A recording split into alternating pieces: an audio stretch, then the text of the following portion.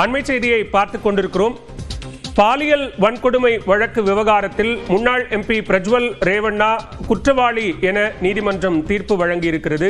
கர்நாடகாவில் கடந்த நாடாளுமன்ற தேர்தலுக்கு முன்னர் மிக பெரும் அதிர்வலைகளை ஏற்படுத்திய வழக்கு பிரஜ்வல் ரேவண்ணா தொடர்பான வீடியோ காட்சிகள் வெளியாகி பெரும் அதிர்வலைகளை ஏற்படுத்தியது. இந்த பாலியல் வன்கொடுமை வழக்கில் பிரஜ்வல் ரேவண்ணா குற்றவாளி என நீதிமன்றம் தீர்ப்பளித்திருக்கக்கூடிய நிலையில் மைசூருவில் உள்ள தனது வீட்டில் பெண்ணை பாலியல் வன்கொடுமை செய்து வீடியோ பதிவு செய்ததாக தொடரப்பட்ட வழக்கில் தற்போது அவர் குற்றவாளி என நீதிமன்றம் தீர்ப்பு வழங்கியிருக்கிறது. தண்டனை விவரங்கள் நாளை வெளியாகும் என பெங்களூரு சிறப்பு நீதிமன்றம் தெரிவித்துள்ளது.